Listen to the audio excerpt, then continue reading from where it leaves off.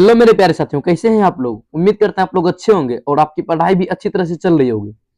जैसा कि आपको थंबनेल देख के पता चल रहा है कि आपका एग्जाम जो बहुत नजदीक हो चुका है, यानी 9 फरवरी को आपका एग्जाम है और आप चाहते हैं कि इतना कम समय में आपका रिजल्ट बेटर आ सके। यानी हिंदी में जो आपका 100 में आपका 50 क्वेश्चन बनना ही चाहिए। तो आज हम आपके लिए लेकर आए हैं 150 मोस्ट इंपोर्टेंट ऑब्जेक्टिव क्वेश्चन, जो पूरा बुक्स का है, सिर्फ बुक का है, व्याकरण इसमें नहीं है। चलिए आज की क्लास को बिना विलंब के शुरू करते हैं। अगर आपने अभी तक चैनल को सब्सक्राइब नहीं किए तो चैनल को सब्सक्राइब कर लीजिएगा और वीडियो को लाइक कर अपने दोस्तों के साथ जरूर शेयर कीजिएगा। आपका आज का पहला क्वेश्चन है, बालकृष्ण भट्ट की रचना बातचीत क्या है। यानी बालकृष्ण भट्ट जो उनकी रचना बातचीत जो है यह क्या है। एकांकी है, कहानी है, यात्रा स्मरण है या ललित निबंध है। तो यह एक प्रकार का निबंध है। कैसा निबंध है? ललित निबंध। इसका हम लोग एक वीडियो बनाए थे, निबंध और कहानी को पहचानने के सबसे आसान ट्रिक्स, वो आप जरूर देख लीजिएगा। 2-3 मिनट का वीडियो है, इसी चैनल पर आपको मिल जाएंगे। अगला क्वेश्चन है, यानी क्वेश्चन नंबर सेकंड है, बालकृष्ण भट्ट किस युग के निबंधकार थे। यानी बालकृष्ण भट्ट जो है किस युग के निबंधकार थे, जिनके ऑप्शन आपका प्रसाद युग, भारतेंदु युग, द्विवेदी युग या स्वतंत्र युग। तो बालकृष्ण भट्ट भारतेंदु युग के निबंधकार थे। किस युग के? भारतेंदु युग के। और साथ साथ दोस्तों आपको आंसर भी देते हुए चलना, ताकि आपको अंदाजा लग सके कि आपकी तैयारी कितनी हुई है। और आपका अगला क्वेश्चन है, यानी क्वेश्चन नंबर 3 है, मनुष्य की बातचीत करने का सबसे उत्तम तरीका क्या है। यानी बातचीत करने का सबसे उत्तम तरीका क्या है कि अवाक होकर अपने से बातचीत करना। यानी कभी कभी देखते अवाक होकर अपने अंदर से बातचीत करना। और आपका अगला क्वेश्चन है, यानी क्वेश्चन नंबर 4 है, संवाद में सबसे महत्वपूर्ण क्या है। जिनके ऑप्शन थे तर्क, जिज्ञासा, आत्मिकता या प्रभावपूर्ण भाषा। तो इसके लिए सबसे महत्वपूर्ण क्या है? आत्मिकता। यानी ऑप्शन नंबर सी हो जाएंगे इनका बिल्कुल करेक्ट आंसर। और आपका अगला क्वेश्चन, यानी क्वेश्चन नंबर 5 है, बालकृष्ण भट्ट का जन्म कब हुआ था। तो बालकृष्ण भट्ट का जन्म हुआ था 23 जून 1844 ईस्वी को। कब हुआ था? 23 जून 1844 ईस्वी को। और कहाँ हुआ था, इसका आंसर आप लोगों को कमेंट में देना है। कहाँ देना है? कमेंट में इसका आंसर आपको बताना है, बता के जाइएगा। और आपका अगला क्वेश्चन, यानी क्वेश्चन नंबर 6 है, संयोगिता स्वयंवर किसकी रचना है।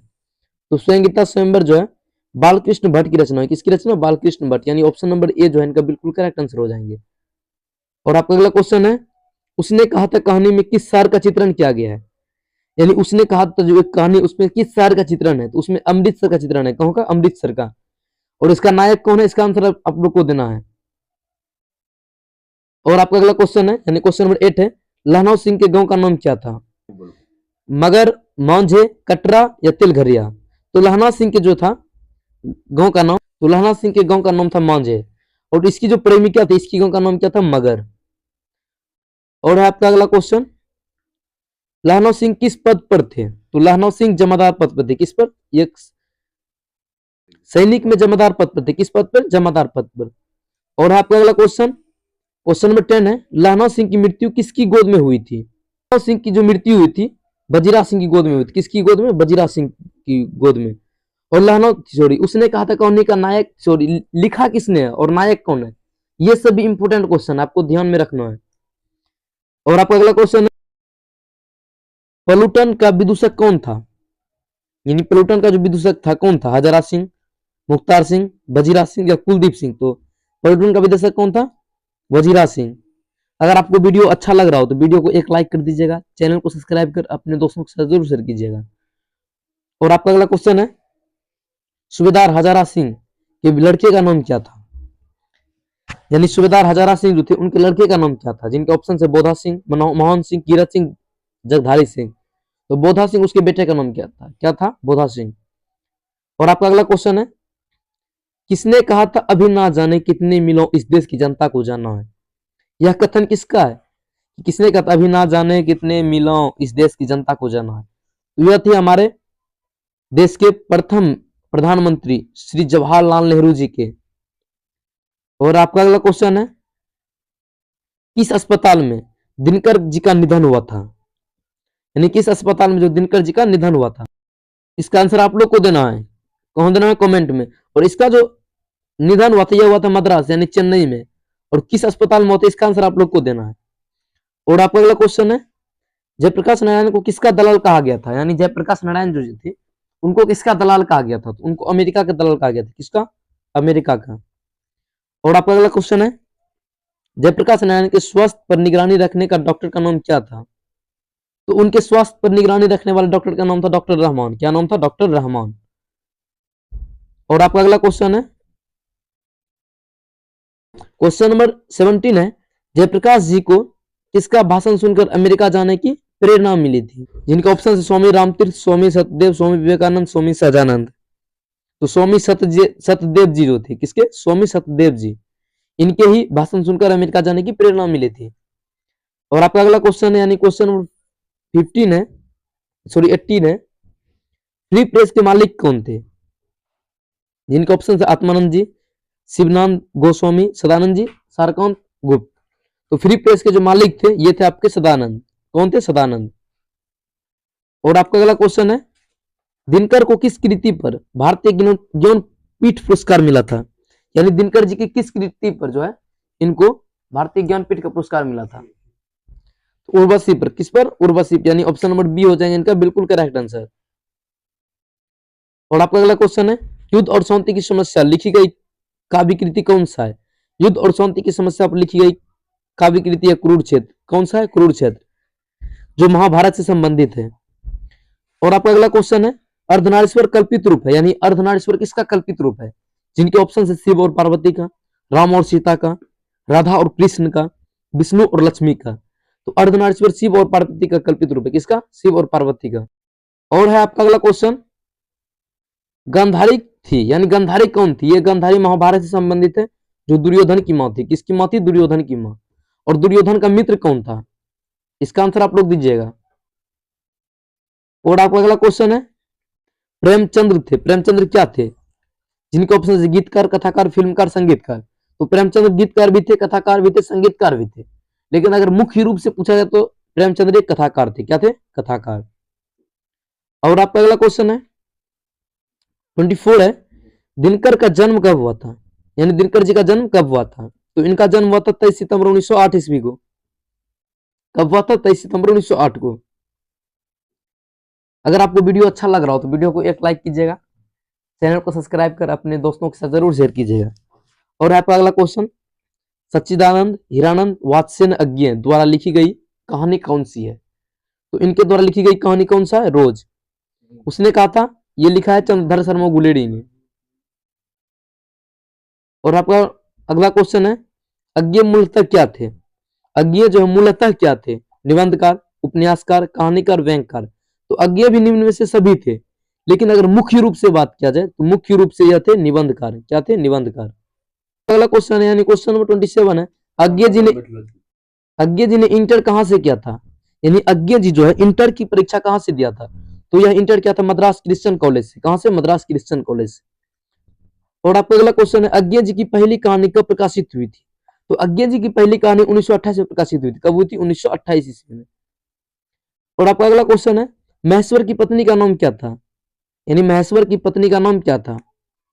इनकी पति का नाम क्या था? तो मालती। यानी ऑप्शन नंबर ए जो है इनका बिल्कुल करेक्ट आंसर हो जाएंगे। और है आपका अगला क्वेश्चन, यानी क्वेश्चन नंबर 30 है, अज्ञेय जी की कौन सी कहानी गैंग्रीन शीर्षक से प्रसिद्ध है? यानी अज्ञेय जी को जो कौन सी कहानी है जो गैंग्रीन शीर्षक से प्रसिद्ध है? तो रोज। यानी रोज में ही गैंग्रीन का उल्लेख किया गया। और गैंग्रीन क्या था? यह क्वेश्चन 2 नंबर में पूछता है और बहुत ही इंपॉर्टेंट क्वेश्चन है। और है अगला क्वेश्चन, यानी क्वेश्चन नंबर 31 है, एक लेख और एक पत्र के रचनाकार कौन थे? यानी एक लेख और एक पत्र के रचनाकार कौन है? Bhagat Singh. Option number C हो जाएंगे इनका बिल्कुल करेक्ट आंसर। और आपका अगला क्वेश्चन, भगत सिंह के पिता सरदार किशन सिंह तथा चाचा अजीत सिंह किसके सहयोगी थे? यानी भगत सिंह के जो चाचा थे, पिता, ये किनके सहयोगी थे? तो ये थे लाला लाजपत राय के सहयोगी। किसके सहयोगी? लाला लाजपत राय के। और है आपका अगला क्वेश्चन, यानी क्वेश्चन नंबर 33 है, भगत सिंह ने अपने नेतृत्व में पंजाब में नौजवान भारत सभा का गठन कब किया था? तो यह किया था 1926 में। कब किया था? 1926 में लाहौर में किया था, जो वर्तमान में पाकिस्तान में है। और आपका अगला क्वेश्चन, भगत सिंह ने चंद्रशेखर आजाद के साथ मिलकर किस संघ का गठन किया था? तो किस संघ का गठन किया था? हिंदुस्तान समाजवादी प्रजातांत्रिक पार्टी। किसका? हिंदुस्तान समाजवादी प्रजातांत्रिक पार्टी। और आपका अगला क्वेश्चन है, भगत सिंह किस उम्र में क्रांतिकारी गतिविधियों में शामिल हुए थे? यानी भगत सिंह की अपने कितनी उम्र में क्रांतिकारी गतिविधियों में शामिल हुए थे? तो यह केवल 12 साल की उम्र में बताइए क्रांतिकारी गतिविधियों में शामिल हुए थे। और 12 साल का बच्चा अभी क्या बोलता है कि मेरे बाबू ने खाना खाया, बताइए। और ये लव स्टोरी में लगा हुआ है 12 साल का बच्चा, और उस समय भगत सिंह 12 साल की उम्र में क्रांतिकारी गतिविधियों में शामिल हुए थे। बताइए उसमें और उस हमले में कोई कंपेयर है? और है आपका अगला क्वेश्चन, यानी क्वेश्चन नंबर 36 है, भगत सिंह को कांग्रेस तथा महात्मा गांधी से मोह भंग कब हुआ? तो यह हुआ था आपका 1922 में, चौरा चौरी कांड के बाद। और है आपका अगला क्वेश्चन, यानी क्वेश्चन नंबर 37, निम्नलिखित में से कौन सी रचना जगदीश चंद्र माथुर की है? यानी जगदीश चंद्र माथुर की कौन सी रचना है? तो इनके लेखक कौन है? जगदीश चंद्र माथुर की ओ सदानिड़ा है। कौन सा? ओ सदानिड़ा। जबकि जूठन का जो है ओम प्रकाश वाल्मीकि है। सिपाही की मौत का नाम मोहन राकेश है।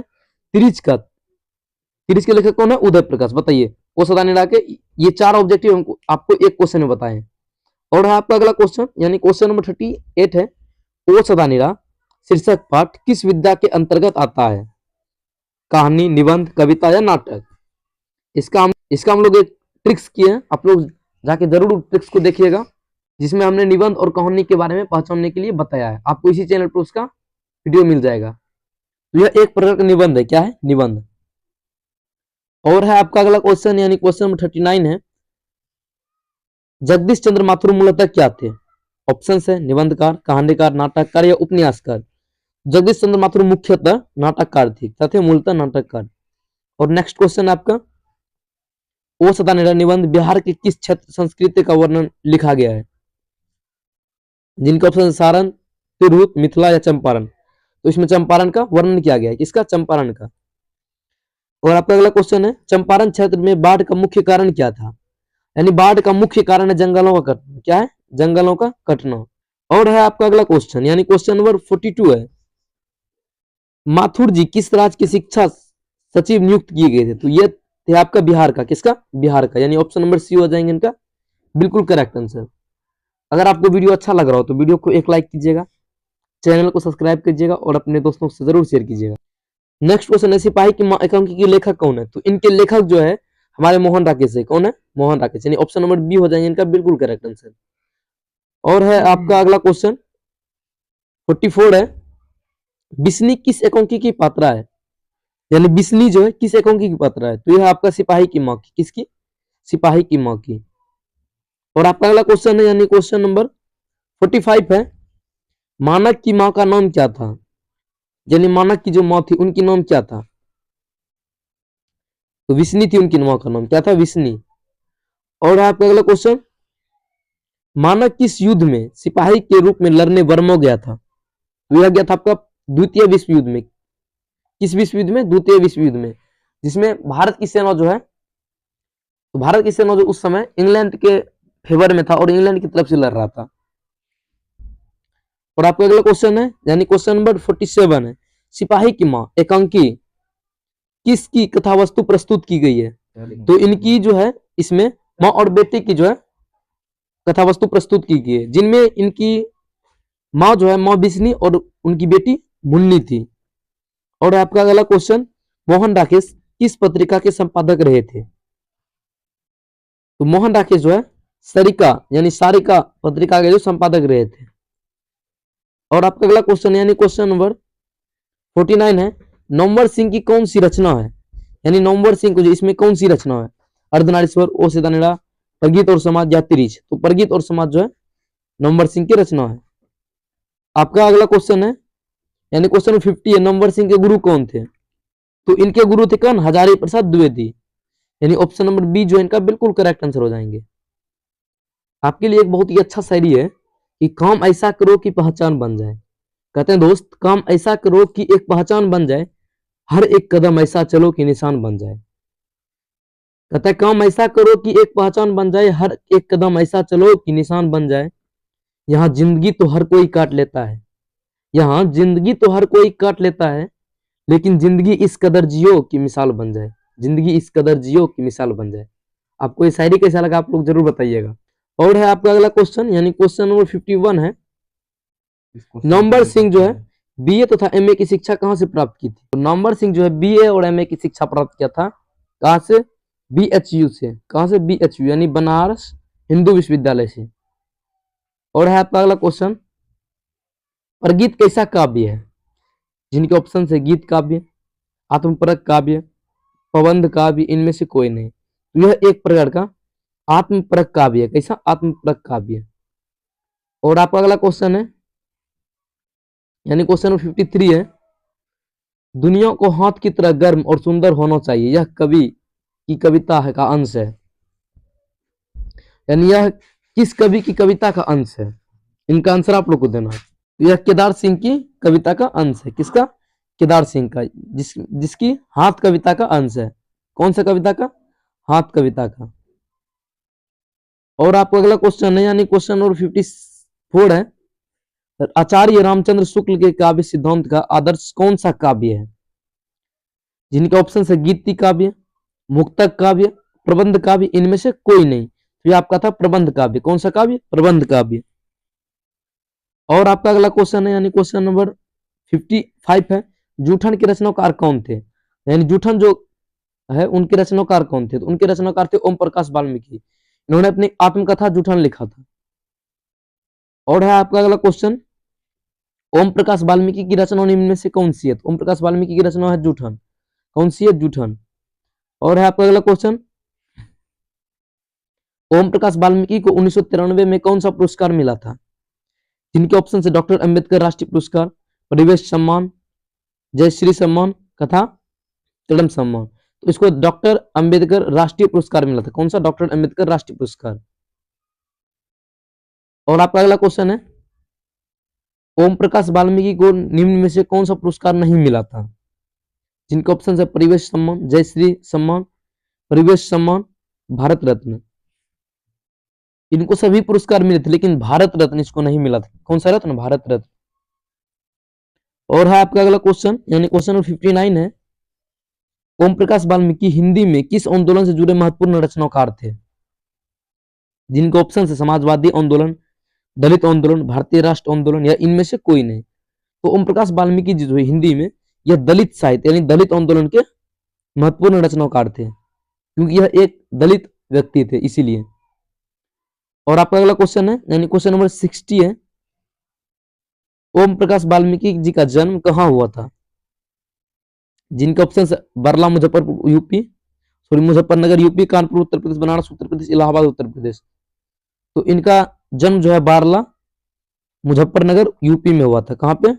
बारला मुजफ्फरनगर यूपी में 30 जनवरी 1950 को, यानी 1950 को इसका जन्म हुआ था। और है पहला क्वेश्चन, हंसते हुए मेरा अकेलापन के लेखक कौन है? तो हंसते हुए मेरा अकेलापन के लेखक कौन है? मलियज। कौन है? मलियज। यह और एक प्रकार का यह डायरी है। और आपका अगला क्वेश्चन है, मलियज की रचना निम्न में से कौन सी है? तो हंसते हुए मेरा अकेलापन। आपका अगला क्वेश्चन है, मलियज का जन्म कहाँ हुआ था? यानी मलियज जो लेखक है हंसते हुए मेरा अकेलापन डायरी के लेखक, उनका जन्म कहाँ हुआ था? तो आजमगढ़ जिले, यानी आजमगढ़ जिले के महुई गांव में। और आपका अगला क्वेश्चन है, मलियज ने किस मंत्रालय में नौकरी की थी? ऑप्शन आपका कृषि मंत्रालय, रेल मंत्रालय, वित्त मंत्रालय, शिक्षा मंत्रालय। तो यह कृषि मंत्रालय के में नौकरी की थी। अगर आपको वीडियो अच्छा लग रहा हो तो वीडियो को एक लाइक कीजिएगा, चैनल को सब्सक्राइब कर लीजिएगा, ताकि हमारा इसी तरह की इंफॉर्मेटिव वीडियो अब तक पहुंचते रहे। और आपका अगला क्वेश्चन है, मलियज के पिता का नाम क्या था? जिनके ऑप्शन है रामनाथ वर्मा, त्रिलोकीनाथ वर्मा, दीनानाथ वर्मा, इनमें से कोई नहीं। तो इनके पिता का नाम क्या था? तो इनके पिताजी का नाम क्या था? दीनानाथ वर्मा, यानी ऑप्शन नंबर सी हो जाएगा इनका बिल्कुल करेक्ट आंसर। और आपका अगला क्वेश्चन है, यानी क्वेश्चन नंबर 66 है, उदय प्रकार की कहानी कौन सी है? यानी उदय प्रकार की कहानी कौन सी है? तो इसमें से तिरिज, यानी तिरिज जो एक प्रकार की उदय प्रकाश की कहानी है, यानी इसमें से अंधविश्वास पर बताया गया है। किस पर? अंधविश्वास पर बात किया गया है उदय प्रकाश, सॉरी तिरिज में। और आपका अगला क्वेश्चन है, उदय प्रकाश ने किस विश्वविद्यालय से एमए किया था?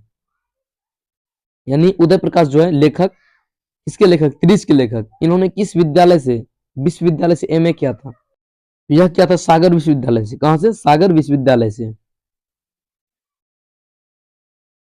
और आपका अगला क्वेश्चन है, उदय प्रकाश ने किस पत्रिका के संपादन विभाग में काम किया था? जिनके ऑप्शन है दिनमान, इंडिया टुडे, प्रदीप या धर्मयुग। तो यह दिनमान के पत्रिका संपादन में काम किया था। और है आपका अगला क्वेश्चन, यानी क्वेश्चन नंबर 69 है, उदय प्रकाश जी ने किस अंग्रेजी पत्रिका का संपादन किया? जिनके ऑप्शंस है इंडिया टुडे, विलीज, एमिनेस, इनमें से कोई नहीं। यह एमिनेस पत्रिका का संपादन क्या था? और है आपका अगला क्वेश्चन, उदय प्रकाश जी ने किस पत्रिका के सहायक संपादक थे? जिनके ऑप्शंस है न्यूज स्टार, संडमन नई दिल्ली, इंडियन टुडे, इनमें से कोई नहीं। तो उदय प्रकाश जो थे यह संडे मेल के संपादक थे, सहायक संपादक। और आपका अगला क्वेश्चन है, जय कृष्ण मूर्ति की रचना इनमें से कौन सी है? तो शिक्षा जय कृष्ण मूर्ति की है, जबकि संपूर्ण क्रांति जयप्रकाश नारायण की है, बातचीत बालकृष्ण भट्ट की है, रोज अज्ञे जी का है। ये तीनों याद कर लीजिएगा, बहुत इंपॉर्टेंट है। अगला क्वेश्चन है, जय कृष्ण मूर्ति का जन्म कहाँ हुआ था? तो इनका जन्म हुआ था आंध्र प्रदेश में। इस पर भी एक ट्रिक्स है, जन्म कहाँ हुआ था, यूपी में, आंध्र प्रदेश, मध्य प्रदेश, जो भी है उस सब का एक ट्रिक्स है, बहुत ही शॉर्ट ट्रिक्स है, 2-3 मिनट का ट्रिक्स है, आपको इस चैनल पर मिल जाएगा, जाके एक बार जरूर देख लीजिएगा एग्जाम से पहले। और आपका अगला क्वेश्चन है 43 क्वेश्चन है, माँ की मृत्यु के समय जय कृष्ण मूर्ति कितने वर्ष के थे? यानी जब जय कृष्ण मूर्ति की माँ की मृत्यु हो रही थी उस समय उसकी उम्र कितनी थी? तो माँ के मृत्यु के समय जो थे जय कृष्ण मूर्ति कितने वर्ष के थे? 10 वर्ष के, केवल और केवल 10 वर्ष के। और जो है आपका अगला क्वेश्चन है, जय कृष्ण मूर्ति की शिक्षा कृति क्या है? यानी कृष्ण मूर्ति की जो शिक्षा कृति है क्या है? संभाषण है, निबंध है, स्मरण है या एकांकी है? तो शिक्षा क्या है? संभाषण। क्या है? संभाषण। और आपका अगला क्वेश्चन है, यानी क्वेश्चन नंबर 75 है, करवक के कवि कौन है? अब देखिए, अब आ गया कविता वाले पार्ट से, यानी करवक के कवि कौन है? तो इनके कवि है कौन? मलिक मोहम्मद जैसी। कौन है? मलिक मोहम्मद जैसी। और आपका अगला क्वेश्चन है, कविता कौन सी है? कविता इनमें तो सभी है, यानी ऑप्शन नंबर डी को काट के जो है सभी कर दीजिएगा। क्या कर दीजिएगा? सभी। ऑप्शन नंबर डी को काट कर सभी कर दीजिए, यानी ऑप्शन नंबर डी हो जाएगा इसका आंसर। और आपका अगला क्वेश्चन है, मलिक मोहम्मद जैसी का जन्म कब हुआ था? यानी मलिक मोहम्मद जैसी जो है करबक के कवि, इनका जन्म कब हुआ था? तो इनका जन्म हुआ था, आपका एग्जैक्ट डाटा नहीं दिया हुआ है, समझे, 1397 से दिया हुआ डाटा, 1397 से जो है 1494 के बीच हुआ था इनका जन्म, इनके बीच इसका डाटा दिया हुआ है, यानी एग्जैक्ट डाटा नहीं दिया हुआ है। तो इनका जन्म लगभग 1450 की ईस्वी में हुआ होगा। और आपका अगला क्वेश्चन है, यानी क्वेश्चन नंबर 78 है, जैसी का जन्म किस प्रदेश में हुआ था? जिनके ऑप्शन है उत्तर प्रदेश, मध्य प्रदेश, आंध्र प्रदेश या इनमें से कोई नहीं। तो जैसी का जन्म उत्तर प्रदेश में। और आपका अगला क्वेश्चन है, यानी क्वेश्चन नंबर 79 है, जैसी किस तरह के कवि थे? जिनके ऑप्शन से भक्त कवि थे, सूफी कवि थे, श्रृंगार कवि थे, इनमें से कोई नहीं थे।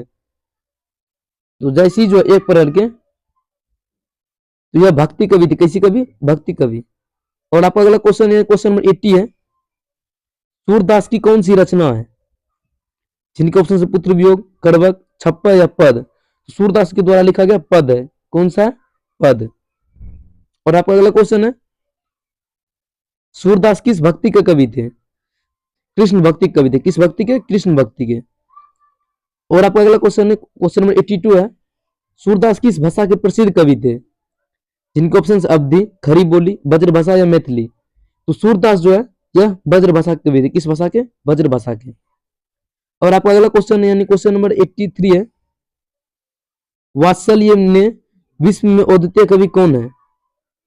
वात्सल्य में विश्व में अद्वितीय कवि कौन है? तो अद्वितीय कवि है सूरदास। कौन है? सूरदास को माना जाता है। आपका अगला क्वेश्चन है, यानी क्वेश्चन नंबर 84 है, सूरदास किस धारा के कवि थे? तो सूरदास कृष्ण सराई, यानी कृष्ण की पूजा करने वाले कवि थे। आपका अगला क्वेश्चन है 85 है, तुलसीदास का जन्म कब हुआ था? जिनके ऑप्शन है 1540, 1543, 1545 या 1550। तो इनका जन्म जो 1540 में हुआ था। कब हुआ था? 1540 में। आपका अगला क्वेश्चन है क्वेश्चन नंबर 86 है, तुलसीदास का जन्म जो है, यानी तुलसीदास का जन्म किस प्रदेश में हुआ था? जिनके ऑप्शन है हिमाचल प्रदेश, आंध्र प्रदेश, उत्तर प्रदेश या मध्य प्रदेश। तुलसीदास का जन्म उत्तर प्रदेश, क्योंकि तुलसीदास ने रामचरितमानस का पाठ लिखा है, तो रामचरितमानस लिखा होगा जो यूपी के आसपास में होगा, वही लिखा होगा, इससे भी अंदाजा लगा सकते हैं। अगला क्वेश्चन है काशी में कितने वर्ष तक रहकर तुलसीदास ने शिक्षा प्राप्त किए थे?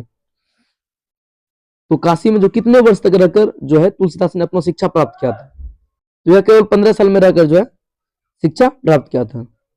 आपका अगला क्वेश्चन यानी क्वेश्चन नंबर 88 है, रामचरितमानस किसकी रचना है? तो रामचरितमानस तुलसीदास की रचना, अभी तुरंत आपको बताएं हम। आपका अगला क्वेश्चन है तुलसीदास किस शाखा के कवि थे? तो तुलसीदास जो इसमें से आपका हो जाएगा, शाखा आपको बात कर रहा है तो यह एक प्रकार राम भक्ति थे, यानी राम मार्गी कवि थे, राम की पूजा करने वाले थे। इन्हीं ने राम और सीता संवाद लिखा, यानी रामचरितमानस को लिखा है।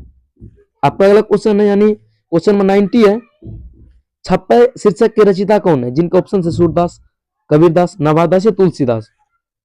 तो छप्पय जो आपका यह लिखा गया है नवादास के द्वारा। किसके द्वारा? नवादास के द्वारा।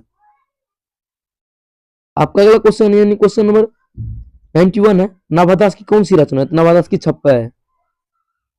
आपका अगला क्वेश्चन है नवादास किस धारा के कवि थे? तो नवादास जो थे यह आपका था कैसी कवि थी? राम भक्ति, यानी राम भक्ति धारा के कवि थे, सगुन शाखा, यानी सगुन शाखा, सगुन धारा हो जाएंगे।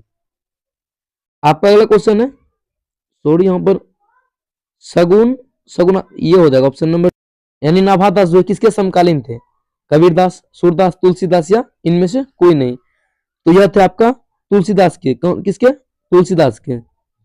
आपका अगला क्वेश्चन है क्वेश्चन नंबर 94 है, भूषण ने कौन सी कविता लिखी है? जिनके ऑप्शन है छप्पय, पद, कवित या करवक। तो भूषण के द्वारा लिखा गया कौन सा है? तो आपका बिल्कुल करेक्ट आंसर हो जाएगा छप्पय। कौन सा? सॉरी छप्पय नहीं होगा, सॉरी कवित्व होगा। क्या कौन सा होगा? कवित्व। छप्पय जो छप्पय लिखा था नवादास ने। आपका अगला क्वेश्चन यानी क्वेश्चन नंबर 95 है, कवित्व शीर्षक कविता के कवि कौन है? कवित्व के जो है कवि कौन है? तो इनके कवि है, अभी आपको तुरंत बताएं, सुभा, सॉरी भूषण। कौन है? भूषण। और आपका अगला क्वेश्चन है, भूषण रीतिकाल की किस धारा के कवि है? जिनके ऑप्शन है निर्गुण धारा, रीतियुक्त धारा, सगुन धारा या रीतियुक्त धारा के। तो यह रीति किसके थे? रीति काल के, यानी रीतियुक्त धारा के। ये दोनों सेम आंसर है, सेम ऑप्शन है। आपका अगला क्वेश्चन है क्वेश्चन नंबर 97 है, कवित्व के प्रथम पद में कौन सा रस है? कवित्व जो है जिनके लेखक भूषण है, इनके प्रथम पद में कौन सा रस है? तो इसमें प्रथम पद में भक्ति रस है। कौन सा रस है? भक्ति रस, यानी भक्ति रस और वीर रस दोनों है। आपका अगला क्वेश्चन है यानी क्वेश्चन नंबर 98 है, कवित्व के द्वितीय पद में किस रस की अभिव्यंजना हुई है? यानी कवित्व के जो दूसरे पद में किस रस की अभिव्यंजना हुई है? उसमें से आपका दूसरे अभिव्यंजना में क्या गया? श्रृंगार रस। क्या? श्रृंगार रस। आपका अगला क्वेश्चन यानी क्वेश्चन नंबर 99 है, जयशंकर प्रसाद ने कौन सी कविता लिखी गई है? यानी जयशंकर प्रसाद जो है कौन सी कविता लिखी है? तो इसमें से जो आपका तुमुल को लाह कलह में, यही लिखा है जयशंकर प्रसाद ने, जबकि पुत्र वियोग किसने लिखा है? सुमित्रानंदन पंत ने। और आपका 100 क्वेश्चन है और आज का क्लास का लास्ट क्वेश्चन है, जयशंकर प्रसाद का जन्म कब हुआ था? जिनके ऑप्शंस है 1980, 1985, 1990 या 1919। तो 30 जनवरी 1989 को हुआ था इनका जन्म। कब हुआ था? 30 जनवरी 1989 को। तो दोस्तों ये थी आज की क्लास, और आज के 100 ऑब्जेक्टिव हो गए और 50 ऑब्जेक्टिव बचे हुए इस क्लास के। 50 ऑब्जेक्टिव नेक्स्ट पार्ट 2 में करेंगे। तो कैसा रहा आज का क्लास? अब आपका जितना सही हुआ था आप कमेंट में जरूर लिख के जाइएगा, अपना फीडबैक दे के जाइएगा। मिलते हैं इसी तरह के नई वीडियो के साथ, तब तक अपना ख्याल रखें, अपने परिवार का ख्याल रखें और धन्यवाद।